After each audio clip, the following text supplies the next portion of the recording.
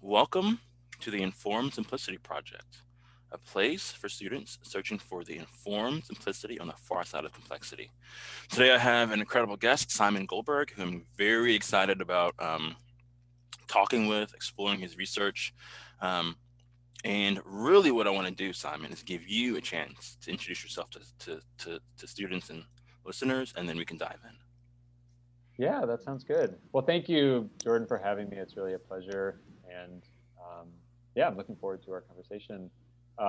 So I'm Simon Goldberg. I'm an assistant professor in the Department of Counseling Psychology at the University of Wisconsin-Madison. And um, yeah, did my PhD here, trained out in Seattle at the VA for my psychology internship and postdoc. And know Jordan through some deliberate practice work that we've been Yeah, collaborating on. yeah. So, how did you get into the field, Simon? So it's a good question. I was, and it's kind of it was a very strange journey. My bachelor's is in sociology, so I wasn't Yeah. a psychology major undergrad, and I'd actually kind of gone off the deep end in a way into Buddhism and meditation in my personal life. And um, when I applied to graduate school, I was actually living at a Buddhist center in North Carolina, Wow. where I trained for 2 years, and really wanted to go back to school because of my interest in meditation and as well as experiences I'd had as a client in psychotherapy that I'd found really helpful and transformative. So wanted to kind of marry those two and then put some research on top of it during graduate school. But before applying, I had applied in previous years for environmental sociology and forestry, and I'd sort of been all over the place in terms of life direction, but was feel really fortunate to have found psychology and counseling psychology and psychotherapy research. Yeah. A lot of the greats have gone that same way, right? Like I think Richie Davidson, Daniel Goldman. There's someone else who I think a lot of, but they've kind of gone that the way and then gone into psychology. Cool. Yeah, from So, are practice. Yeah. you practicing now, or are you mostly doing research, or what's your sort of? Yeah, so I mostly do research. I do a little bit of teaching, but yeah, my position's mostly research. Um, I'm working on a grant from NIH that's a training grant. So I'm actually a student again, where this past fall I was taking a class and doing homework and was reminded of how challenging graduate school can be and learning over the internet can be. Oh But man. yeah, so but I'll be teaching again this spring and have been um, doing a fair bit of teaching the past couple of years, but no clinical work recently, which And I miss. what are you doing training in? What are you getting trained in? So this was a clinical trials class. Um, the grant is focused on technology and in the delivery of meditation through technology. Of meditation? Yep. Yeah. Yeah. So meditation. It's a meditation app that we're testing, and yeah. So the um, it's to help me become proficient in running clinical trials, essentially. Wow. Yeah. That's really cool. And it is like a specialized training. I mean, there's so much that goes into that. And it was all this regulatory stuff that I'd never thought about because it wasn't just people doing mental health research. There were people in biomedicine. So we learned, for example, what do you do when your patient can't consent because they have dementia or Yeah. because they're have some other medical condition that makes them unable to consent, which I hope to never have be in that situation, but you never know. But if you are, But if no, I now you are, know. I'll look up my notes. Yeah. Now, have you done any reading or research on? I know Richie Davidson mostly through his research on like brainwaves and meditation. Have you done any reading or research on Yeah, that? so I don't have any neuroscience background. Okay. Um, I've collaborated on a few studies where we've included some biological measures, and we have, work where we've included behavioral tasks. So some interest in non-self-report methods, Hmm. but I haven't done any brain imaging work. Okay. But you're right, that is kind of his claim to fame was around. Yeah. That, and then I also know a few people who like the neurofeedback side of it, looking at Yeah. EEGs and all that stuff. Yep. Yeah, which is interesting. And I don't know. I'm so far removed from it. It sounds really interesting, but I can't evaluate any of that research because it's so nuanced or just outside of Yep. my realm of competence, right? Yep. The same for me. The Yeah. same for me. Yeah. And so the thing that I'm most impressed with you about, and we can talk about anything because you have so many different interests, is your papers on like machine learning for coding therapy sessions. Yeah. So that's really, um, so I like to think of myself as I think the word in ecology is detritivore, which are like those are the animals that eat dead things. But hear me out. Wait for what? Because I feel like one of the things I got in the habit of in graduate school was kind of finding other things that people were doing where maybe there was like a little bit of leftover, data or idea, and they just needed someone to like come and consume it and turn it into rich soil to grow things in. Um, You mean a scavenger? You're just like, yes, you're yes, like a exactly. Yes, a scavenger. So that's the machine learning stuff is really scavenging from work that Dave Atkins at the University of Washington and Zach Immel at the University of Utah have been doing for a long time. And I connected with Dave when I was a postdoc out there, and then Zach is kind of an academic older brother who graduated from the program here in Wisconsin like a decade earlier, and has always been kind of a hero for me. So that was really, but they've been doing a ton of work using machine learning to code motivational interviewing in particular, and more recently cognitive behavioral therapy too. Um, yeah, so they are really I have run with it, but we do have a couple papers where we've used some of those methods. yeah. Can you talk a little bit about that? Like, I think most people don't even know what machine learning is. Yeah, so uh, that's a good question. What's the short definition? Essentially, it's uh, and I'm a little bit out on a limb talking about this because Yeah. it's not.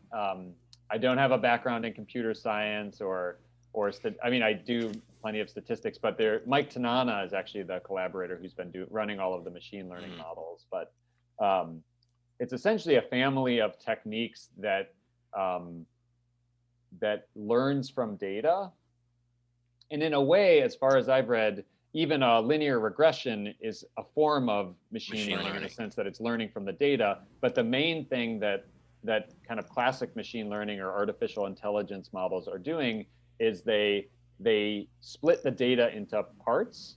So they use a portion of the data to develop an algorithm, or in the regression example, to kind of draw a regression line. And then in a separate set of data, they look to see how well it performed. Mm, So you have this kind of iterative process where you're training the data and then testing the data. And one of the hopes is that by doing that, by testing it on this kind of held out or external set of data, you're building models that are really good at predicting things. yeah. Because you have, if you split your data and you Yep, make a guess over here, you can check exactly. your guess over here and know Exactly. how close you got. Yep, yep. And that's Wow. really like that's what they're testing against, which isn't, usually when you run a regression, you use all your data. So that's not kind of how it's typically done. But that's part of the magic. And then there's all sorts of other magic where they're able to run these incredibly complex sort of black box models where nobody really knows. It's not really interpretable what's happening inside the algorithm, but it's able to predict things. And Yeah, that's all of like Siri and your phone and the recommendations on YouTube. It's all that technology. it's all that black box data type stuff. Exactly. Yeah. That's insane that we don't know what's going on in there. Like, how do Well, we I not think know? yeah, it's interesting. So we I don't so in so we published two papers using these methods, and reviewers often want to know what's going on in there. So in one of the papers we try to answer that. So we say, okay, here are the 10 words that are most predictive, for example, of therapeutic alliance. But they're sort of nonsense. Like it's not clear why that is. And part of that is because the algorithm is might have a million predictors in it.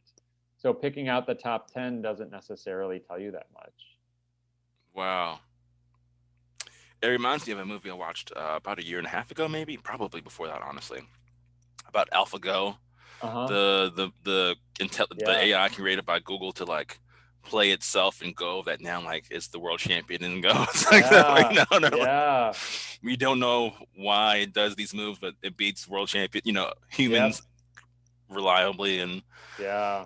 yeah, I mean, there's this whole other side of this, and I don't mean to drag us into this conversation, and I don't have a lot of expertise to talk about it, but um, kind of uh, the unintended consequences of artificial intelligence and some of the things that I mean, there's a whole literature on biases that can be built into the models that can have, you know, that can replicate inequalities that we see or biases that we see in people's ratings or perceptions. Yeah. And then this whole idea that, we might build technologies that can be really dangerous. Yeah. Um, so I don't think, Yeah. I mean, ours aren't working well enough to be of danger to anybody, but I mean, I think that is one of the sort of in-game um, questions of the technology. I remember reading, and this is a different field, but like one of Gottman's original papers on how he uses, nonlinear math, as far as I understand it, to like predict marital outcomes. yeah, And he says in that paper, this is important not because I can predict divorce, but yeah, because this predicts the future. And I was like, yeah, what? What? And it's like those are the end game questions we're having to yeah, ask now. Of like where does this lead? yeah, If I can predict marital divorce, then can I predict an election? right, Like yeah, where does this go? I don't know. yeah. What is it? Minority Report? Is that where they can The predict crimes? precogs. Yeah. Um, Yeah. but I mean, to you, like with the Gottman example, like imagine that on steroids, where you're measuring, physiology repeatedly from somebody's phone or through some sensor that people are wearing, and then using machine learning to predict marital outcomes. Like you could Yeah. imagine like a really souped up version of that might be. I mean, that could be 5 or 10 years from now. I don't know. I mean, I don't know. For you as a marital family provider, like, would that be useful to you, or would you want that in your treatment? So I've thought a lot about this, and I guess there's a short answer and a long answer. I think I think what we need. So let's start with basic learning. Basic learning, in my opinion, I think Tony would agree with this. Tony Rubinier, who's a friend of both of ours, that the primary thing you need in any learning is feedback. Hmm. And I think what Gottman shows us and other research is when you get really good feedback about things people don't typically get feedback about, your ability to learn can really grow, Hmm. right? So if I'm going to play basketball and I'm going to work on my, 3-point shot, the feedback is very quick. I Hmm. know very quick if I've made the shot or if I haven't. Yeah. What Gottman shows us is people who say they were marital experts really weren't, Huh. right? They were not as good as they thought that they were. Yeah. But once you have, and Gottman almost boils it down to like 5 points, right? The four horsemen and the ability to repair. Once you have those 5 points, you can predict really well how Yeah. people will be 6 years from now. Yeah. So when you have that level of information, I am no longer sifting through all the noise. I have the signal. I Right. think it's very helpful. Yeah. I think it's very helpful. And I think what's scary to people is, we like to think that humans are incredibly um, that humans are fundamentally unpredictable, that we Uh have huh. free will. Yeah. Um, but what I think the science is showing us is, you know, there are limits. Within limits, we are actually very patterned beings. Yeah. Yeah. Even across groups, right? I mean, you know, the four horsemen of the apocalypse that he talks about are for almost everybody in a choice where they get to in Western society, right? Where you have things Yeah. like I can leave a marriage, I'm not bound by a certain economic stand, Yeah. things like these things are really predictive, and so Yeah. I think it would be really helpful in us helping people. But I think the pushback people have is that's not relational, that's not human. Mm. Yeah. So I would use it, but I don't know if my colleagues would. Yeah. And I think that's some of what Dave and Zach are coming across. And they've done some qualitative work, like putting their tech, because they have a company, Listen, where they're actually distributing these feedback systems and putting it in front of clinicians and actually getting the clinicians feedback on how Yeah. they perceive that. Like, how does it feel to have an empathy score given to you by a computer? Mm. You are not empathetic, He-Man. Yeah. Right. Exactly. Like, Exactly. Yeah. you scored a 5 out of 10. Well, screw Especially you, when it's computer.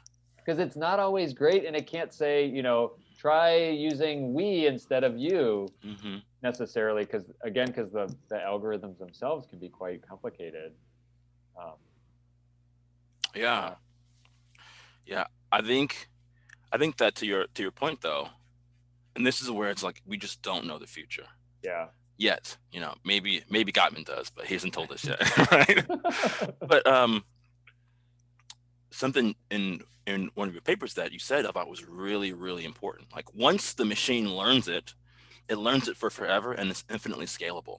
Yeah, that's true. So if it takes 20 years, okay, but once it learns how to, you know, do whatever we're trying to train it to do, it now knows it for forever.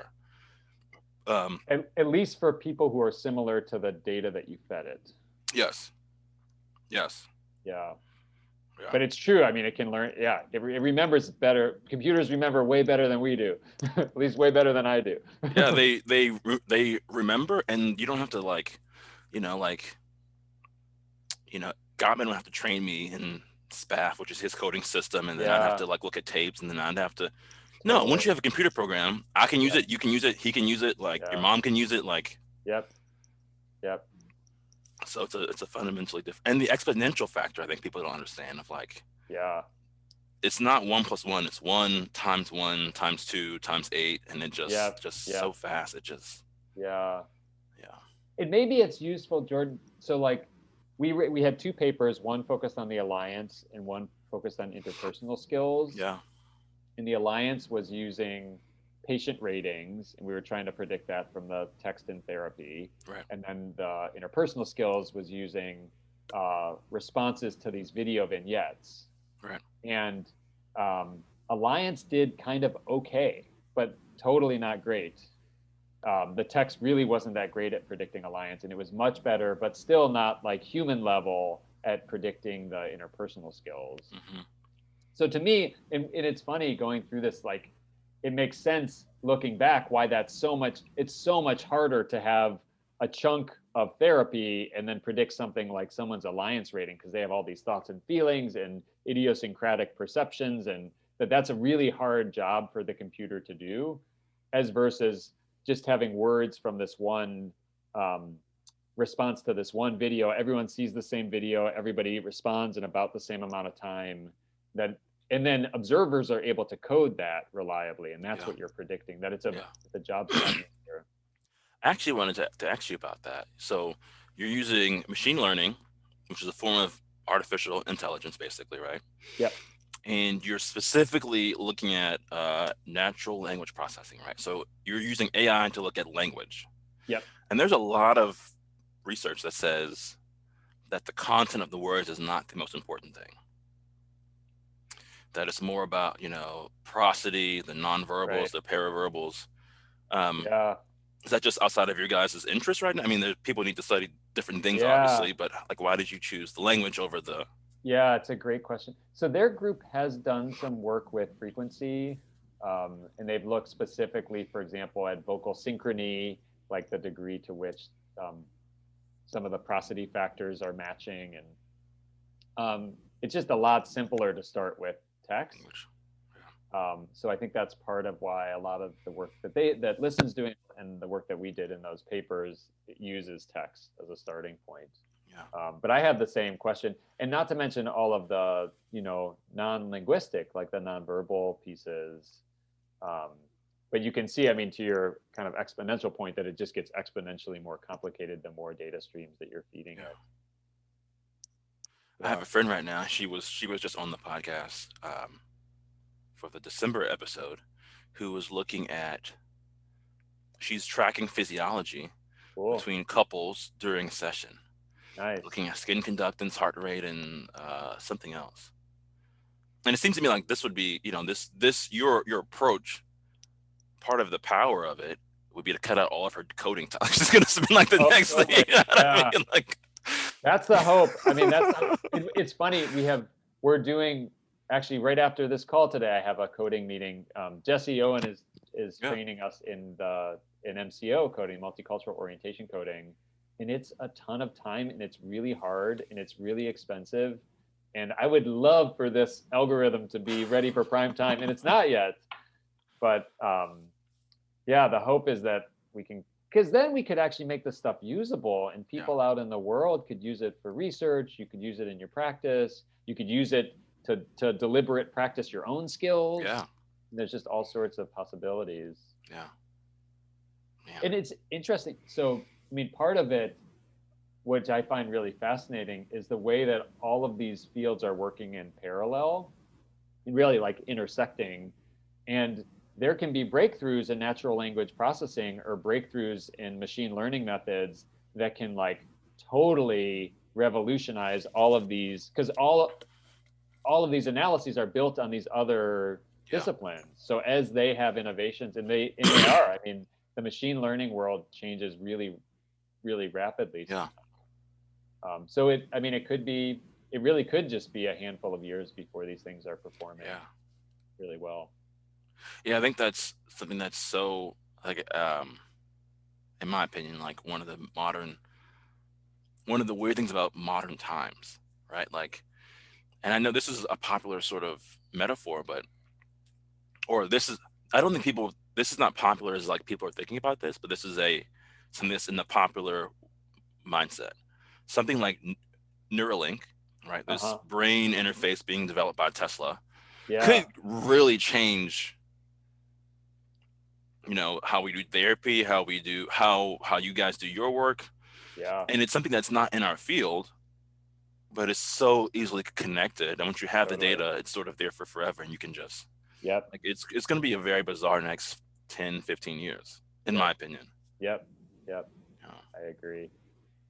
Yeah. Yeah, and I mean, one of the questions, I don't know if you saw this. I think it was in the Atlantic years ago, but the headline was something super provocative, like, um, you know, a robot will soon take your job or something like that. And then the subtitle was like, no matter what your job is.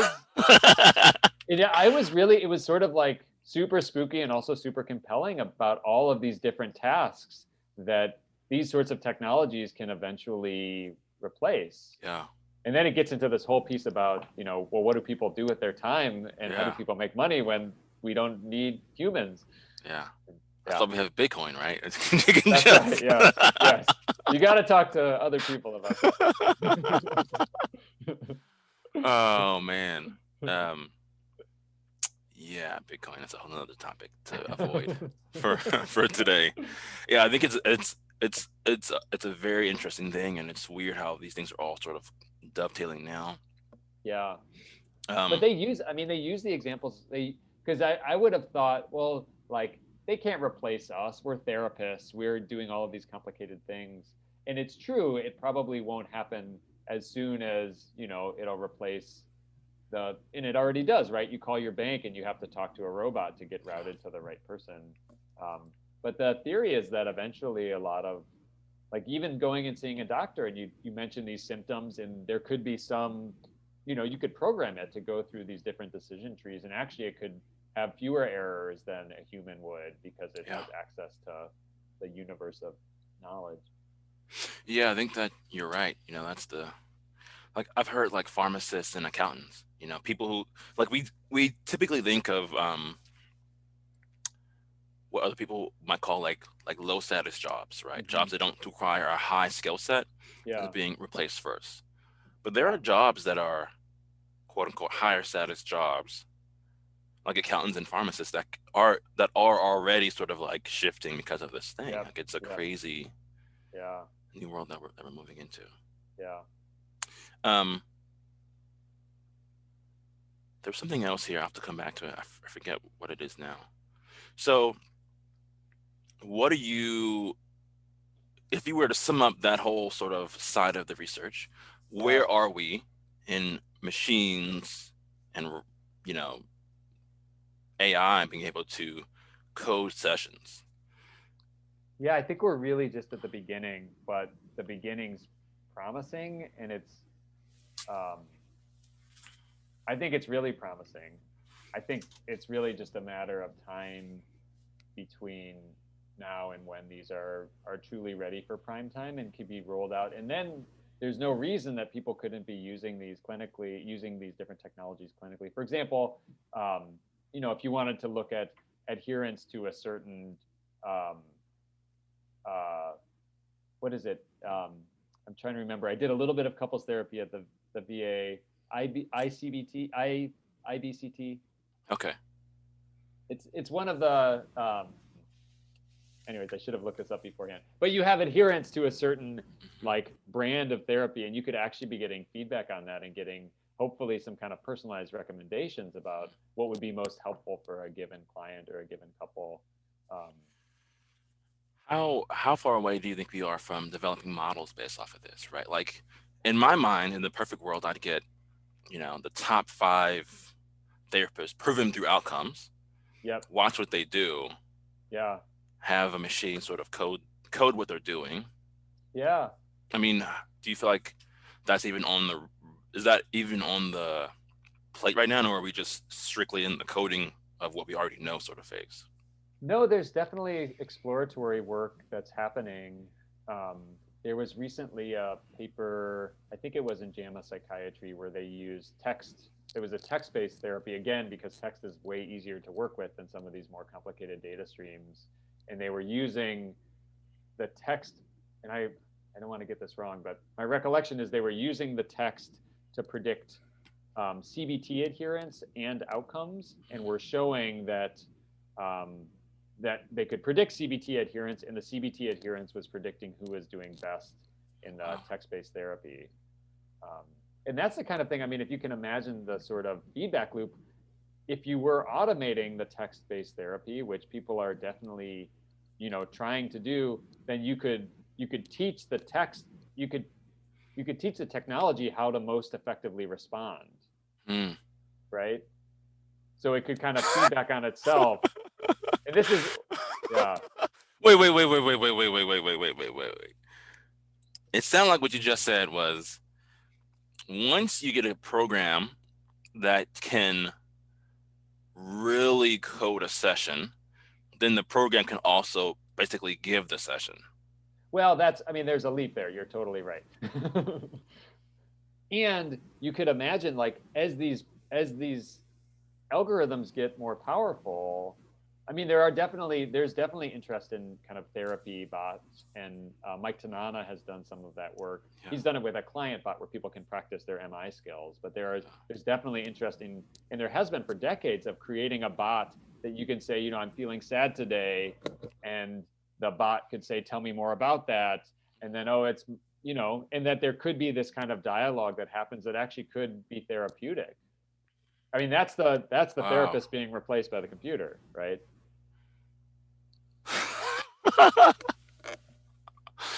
Wow. Yeah, no, that's insane. Yeah. And I think it's scary from like a disciplinary turf standpoint, and kind of from maybe a philosophical standpoint, in the sense of like, what does it mean to be a human? Yeah. And there's this other kind of health services part of my mind where it's like people aren't getting therapy. Most people who need therapy aren't getting therapy for Yeah. a huge variety of reasons. And what if we had things that could be in people's pockets that could really make Be a helpful. difference in their lives? Yeah. Mm. Wow. So there's going to be lots of people who say like, but there needs to be a human connection. Like it's not just what you say to people. Yeah. I think that's a really valid point and a totally empirical question. Mm. And the other rabbit hole, the sort of mobile health technology rabbit hole, I've been going down, um, makes it feel to me that there are certainly apps, for example, that don't have a human involved that people can benefit from. So that's a really clear, or websites, Yeah. a CBT based website, for example. There, it's um, it feels very clear to me that people can benefit from non-human interventions, and even like from our generation, like we grew up reading books, and there are Yeah. like many books that I've read that really inspired me and made a difference in my life, and um, Yeah. that's not new. You say that, and I think about I think it's David Burns, feeling good. Like one of the classic sort of self help CBT texts that. Yeah, yeah, And there's books on like smoking. There's some book like you will quit smoking by the end of the there's something there's a few books that have been out there people Yeah, have sort of these like cult followings because totally. they Yeah. really have helped these certain Yep. people in their Yep. lives, and so if a Totally. book The can whole help people. self-help genre. I mean, Yeah, that's what it is. And it wouldn't be around if people didn't get some benefit from it, I yeah, think. And the same with the apps. I mean, there's tens of thousands of mental health apps out there, and they yeah, wouldn't all exist if there weren't if people weren't benefiting from it. Not to say that they're all empirically supported and that we should be recommending all of them, but yeah, um, to me that speaks to the fact that people can benefit. And I think, Jordan, that the same things that people feel with other humans, we can have some kind of flavor of that with these non-human technologies too, where you trust it, the kind of alliance construct where you trust it, you agree that mm, the way you're working on it is what's going to help you, you agree on the goals, yeah, feel some kind of connection with it. yeah. You say that, and it makes me think about I think the old Harlow studies, right? Where in Yeah. some ways he sort of showed us that like okay, these are the cues, right? A baby monkey, Right. even without a mom, Yeah. a biological mom, will go to a terry cloth mom, right? Like as Yep. long as it has these cues, not a wire Yep. mom, but if it has these Yep. cues and it forms the same sort of Yeah, that's a great relationship. point. Yeah, that's a really good point. So we've already Yeah, done this, and so why can't we do it with you know yeah, computers? Wow. yeah. And my hope, I think technology is a total mixed bag, and it's also obvious. I mean, the events of this week, seeing the way that social media plays into polarization and plays into the incitement of violence, Yeah, like these can be used lots of different ways. yeah, Um, but my hope is that as we move forward and kind of get smarter about the stuff, that we can sort of use our powers, AI powers, and technology powers in general for human for well-being. good, Yeah, for for good. good. Yeah, yeah. Because Yeah, there's money. I mean, you can make money from good too. It doesn't. You don't need evil to make money. yeah, We can make. These companies can make profits helping people. yeah. So, It's true. It's true. I think you see that with a lot of the companies now. yeah, You know. Hmm. There was one other thing in your papers that you sent me that I wanted to ask you about. You talked about ceiling effects. I don't know. Maybe that's a very specific thing, but I wasn't quite sure what you meant about. yeah. So I think we probably talked about that in the Alliance paper. Uh-huh. Yeah. So basically, it means that everyone's using the top end of the scale, Mm, um, which is a good news if you're a therapist and you want your client to like you. Most clients, when we ask them how much they like us, they say they like us a lot, which is good. yeah.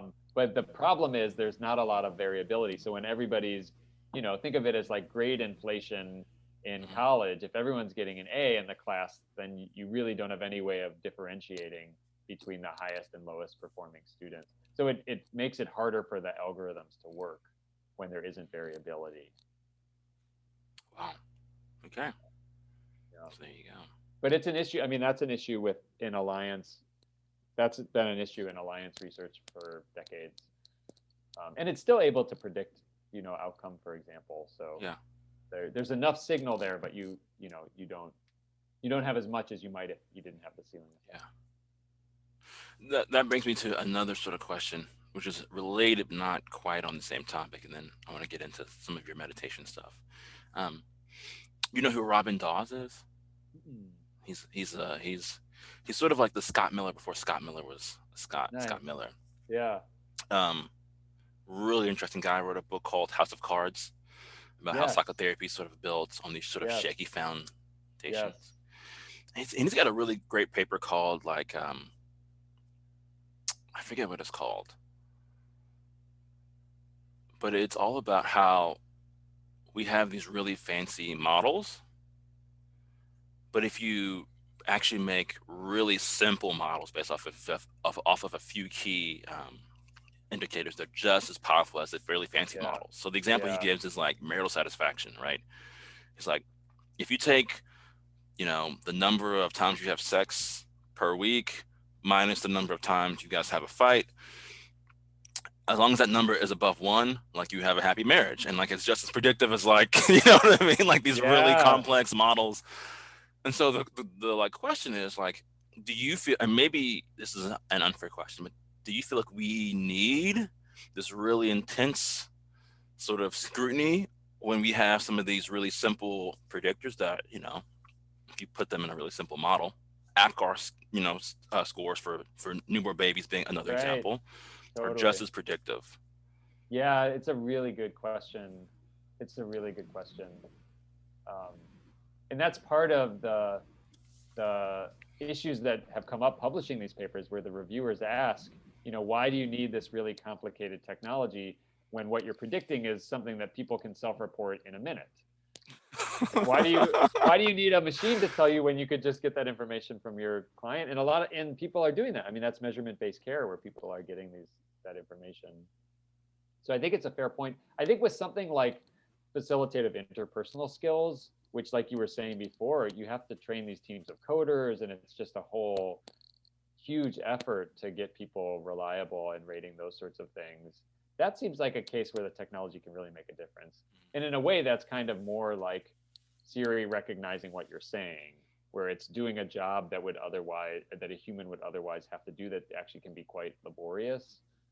Um, but I think it's an open question, and I do think it's important to be aware of the um, seduction of complicated things when it's not always necessary and doesn't always help or make things clearer, scientifically, and certainly not to actual clinicians or patients or researchers. Yeah. Yeah. So the other sort of really big area that you're sort of invested in is meditation. Is that correct? Yeah. Yeah. Yeah. And so like, how does that play into your like research? You were talking about that early on. Yeah. I mean, so well, there's the link with technology, as I mentioned, that we're doing all this work focused on a particular app that's been developed. Um, and the hope is to increasingly integrate some of the artificial intelligence pieces into the app and actually be building responsive technology. So, for example, um, this might sound a little bit creepy, but if your app notices that you're sad or that you're anxious or that you're lonely, could it provide an intervention that's been shown empirically to change those states or to Like cake. modify? Yeah. Like, can it prompt you to eat some eat some cake? Yes, eat some cake. That's what it does. It does that for everything, no matter how you're feeling. Eat some cake. Eat some cake. Hmm. Yeah. But that, I mean, that feels to me like that's probably 10 years away at least. I mean, that's a much more complicated, and the designs for that are much more complicated. Like right now we're starting with these little itty bitty, like, can you predict X from Y? um, and then building technology that incorporates that information is a whole other much more complicated thing. But really, for me, Jordan, I felt really inspired by the changes that I've seen people make in therapy, and I really want to figure out ways to get that out in the world. And um, I feel like technology can play a huge part in that. Yeah. So for me, I actually, like, at baseline tend to mistrust technology. I still have a dumb phone. Like, I'm very skeptical about perceiving these things as necessarily good. I really have doubts about that. And it's like such a powerful tool, and it's happening. The genie's not going back in the bottle. Yeah. Let's do something good with this. Yeah. So can you speak more to the research that you're doing now with the meditation? Are you constructing the app, or you guys like what are you guys doing with the Yeah, yeah. meditation? So the app exists. A version of the app exists. It's called the Healthy Minds program. It's one of the coolest things I think is that it's freely available.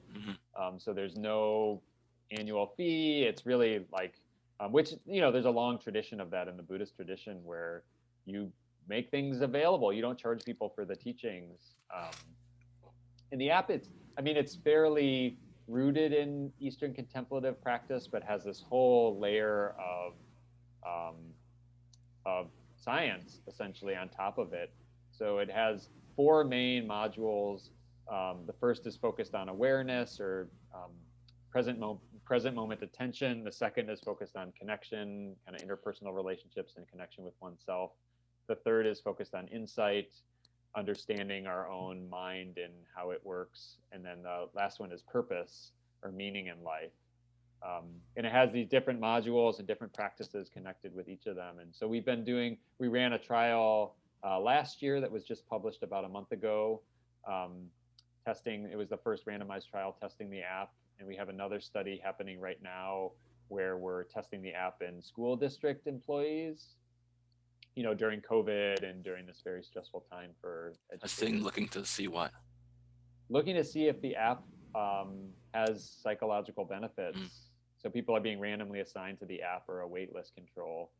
Um, and the hope is to, eventually be testing the app against other active interventions and really seeing maybe even who does the app work better for? Like, who's the person that you should recommend a meditation app? Who's the person that you should recommend cake for? Or it should recommend a behavioral activation app, or it should recommend a Netflix series or whatever. Um, so really being able to customize it. Yeah. Wow. Yeah. And I'm really interested in questions about dosage. So if we think of meditation as a health behavior, maybe akin to exercise, how much do people need to be practicing? How rigorously do they need to practice? Are there certain practices that are most important or most important for Yeah. certain things, and kind of all of those kind of dosing related factors? That's really interesting. A therapist I really respect, he says at the end of therapy, he always has people build in I forget what he calls it, but like rituals of restoration. We're Nice. like, Yeah, okay, now that you've made this change and you've come this far, like how are you going to continually take care of yourself totally. so that you can maintain this? And it's like Yeah. without that, the idea that you're going to continue this is, not realistic. Yep. And so it sounds like, like what's the dosage, right? After I get to this level on, I don't know, the PHQ-9, Yep. um, then maybe I need to meditate for 20 minutes every day, just sort of moving forward, just to like keep myself in Yep. a really good Yep. spot and able Yeah, to respond exactly. to stressors. Yep. Yep. Exactly. Yeah.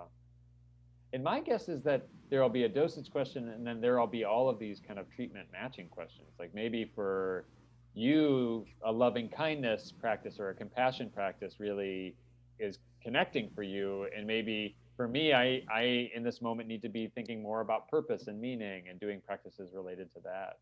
Yeah. Hmm. Yeah.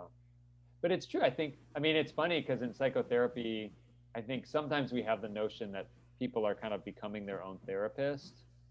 Or I don't know if there's like a corollary in couples therapy. Do couples become their own therapist Yeah.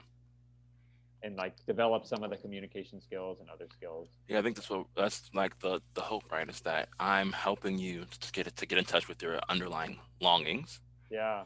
and then hopefully you and your partner can do that Nice. so that you won't need me in the future. Yep. Yeah. That's the ideal, at least. Yeah. And Yeah. I could imagine, I mean, and I'm sure in some couple therapy modalities that there's all sorts of techniques that are used to Yeah. do that. But I mean, I could imagine there being all sorts of relational, what do you call it? Rituals of Of rejuvenation, restoration. restoration. Yeah. Um, that there could be things that couples could do together, practices that they could do together that would help restore. Yeah, I think that's true. Yeah. I mean, I think even like in some ways, I feel like with some couples, just doing anything. Sometimes people get Right. so busy, Yep. you know, and they don't have time to spend with each other, which is just Right. not really helpful if you want the relationship to improve. Yep. So Yep. like you have to be Yep. doing certain things. Yep. Yeah. Hmm. Totally. Yeah. Um. And so this is what you're doing full time. Um. How come you're not doing the psychotherapy practice? Is that just because you're so busy with the work, or is that Yeah. you? Well, the short answer, Jordan, is that uh, if I don't do research, I lose my job because I'm not tenured yet. I'm in the pre-tenure years, Yeah. so um, as I think in year 5 or 6 you go up, and then they decide whether you get to stay, and Yeah. that's predominantly based on how much research you did. Yeah. Yeah. So, Okay. but I do miss it. I love psychotherapy. I think it's amazing and um, so much fun. And yeah, I actually really loved couples therapy. That was some of my favorite clinical work, um, and really felt like there was an opportunity to change systems and to really Yeah. make some healing happen. Yeah. So I super admire the work that y'all do. And are you thinking that you'll go back into it? Some people they get into the research side of it and love it so much they're like, this is where I am now. Do you Yeah, want to go back to doing counseling? Or are you?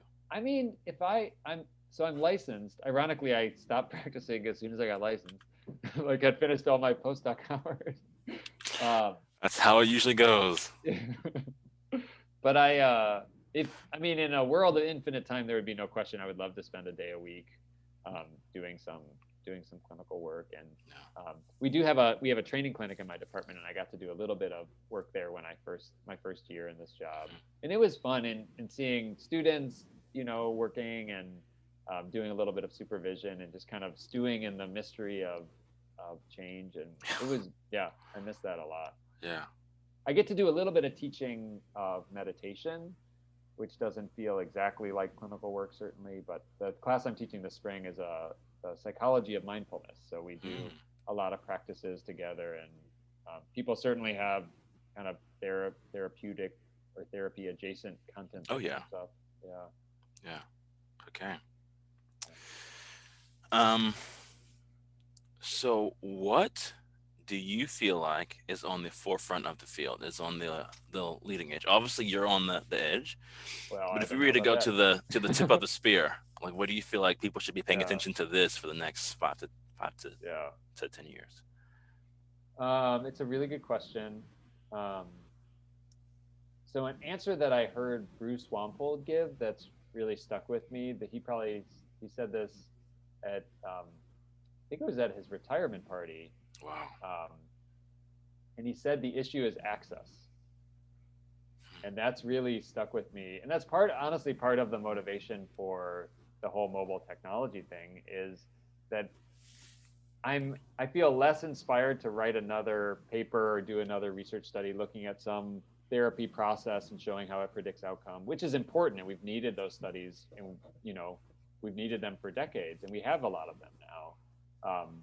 But the bottom line is that we know that therapy tends to work when people can get it, and so I'm really interested, and I think the tip of the spear is how can we get people access to interventions that can help them, Yeah. and that's kind of the broad question. I think there's a lot of different innovative ways that people are doing that. I mean, one that we haven't talked about at all is the whole peer support world, Mm. and that's something that they're doing a lot of in the VA. I know they're doing a lot of in other countries too, where there just aren't enough mental health providers. So they train trusted, beloved community members who go. I read a study that was done in Africa, published in JAMA, um, where they trained it, and they were grandmothers, and they would sit on a bench with you and talk to you. And there was this whole protocol where they were trained to respond empathically, like trained in basic counseling skills, and it was really helpful for people's depression, right? And that's something like you can train 100 grandmothers much quicker than you can get people licensed as mental health providers, right? Yeah. No, you can definitely the, Yeah, the onboarding for mental health is just yeah, I tweeted yesterday, and if you want to be you know a pianist, you start at 4. If you want to be a therapist, you start at 40. Right? right, Like it's like yeah, yeah. like you have to go through so much And learning there's and different, training and then yeah, education before you yeah. can. Yeah. And I don't mean to say that's not important and that's not, really, like, I think especially when patient safety is concerned, you need people who have the kind of training that you have to really work with a lot of situations. And there's a whole subset of people, maybe, more doing more prevention, where having these interventions at scale can really make a difference. I And mean, I think what you're saying is something that we need to really take very seriously as a field. There's my wife was involved with multi-systemic therapy, yeah, and you know, they use people from the community who are not necessarily counselors. Yep. They train them for a week, they give them supervision, and Yep. their outcomes, are at par with people who've Yep. been through 2 years of a master's program plus 2 years of, licensure or whatever. Yep. You know what I mean? And Yep. so, Yep. Yeah. and like, the original sort of studies on lay counselors, I think, was university professors with students, Yep. and they were just as effective as. Yeah. And so, I mean, I do feel a little bit of turf guarding, but I think the Totally. research is clear of that lay counselors can easily be effective, Yep. um, especially in certain communities, and Yep. so Yep. Yep. you're right, right? If our job, if our goal, if our heart is to alleviate human suffering, Yeah. we have to explore this. Yep. Yep. Yeah. And not to mention all of like there's lake counselors and then there's all of these other healing systems that people have in their lives. Like how do you get people connected with their partners or their communities or their sense of spirituality or their Mhm. church or um, their sports team or I mean there's so many and that's part of what's I think really disturbing about evidence that people are lonelier than ever Yeah. and that the social fabric is being disrupted because a lot of that I mean that's what keeps us healthy is having these connected relationships. Yeah. Yeah. I mean, you're talking about that. It sounds like the like social capital sort of Yeah. stuff, Yep. And the crazy thing about social capital is like back to Gottman. He says interventions don't work in places of low social capital, right? Yeah. When we don't have these strong communities, Yep. these interventions don't Yep. work, Yeah. which is a crazy thing to even be like. Like Right. Right. these communities where people can talk to, their spouse or their partner or their family member, like those are the sort of bedrock that allow therapy Yep. to really do good Yep. work. Yep. Totally. And I do that. I mean, uh, not to get a little bit dark, but the pandemic has really, like, it's clearly having an effect on people's relationships and people's communities. And I just hope it doesn't go on that much longer because I know a lot of people are suffering and Yeah, there's a lot of psychological fallout from all this. yeah, yeah. I think you're right. Stephen Yeah. Porter's just released a paper about how COVID uniquely challenges us because he says we have a biological need for connection, Yep. but this is keeping us disconnected. Yep. And so it just is like a double stress of Yep. the pandemic plus the lack of connection, Yep. lack of support. Exactly. So Jordan, it's thanks to people like you who are doing podcasts and I mean, because there is connection that I feel it right now talking to you. Like over the computer, we can still the same parts of our brain. I have no doubt are Are lighting up lighting when up. we're talking. Maybe not exactly in the same way, but we certainly can connect with others meaningfully through technology. Thank you. That is a part of my like that's a part of the positive feedback I've received on the podcast. Students in an online program to say this is really helpful because like I get to sort of know you. Yeah. Otherwise, Yeah. it's just through emails and maybe a quick video chat, and it's Right. but the same goes for you, right? Like we need people who are really taking serious this question of scale. How do we help Mhm. people at scale? Yep. Yep. Um, so I mean, I think it takes all of us working together to get this thing figured out. Yeah. And I just feel lucky that we get to do this work. Quite It is, yeah, it's definitely a blessing. yeah. Yeah. Man. Well, look, do you have any closing words, any closing thoughts for us? No, thank you. This was really fun. Thanks for, and anyone who made it to the end, I didn't know how long this conversation was going to be, but if you made it this far, go have some cake. Go have some cake. The computer prescribes it. Well, okay. Is there anything you want us to like link to? People, places you want people to visit, websites or anything? Yeah, I mean, if people are interested in the Healthy Minds app, like I said, it's available for free. The website is tryhealthyminds.org, or you can find it on the Center for Healthy Minds website. Um, yeah, Thank you very much. yeah, keep up the good work.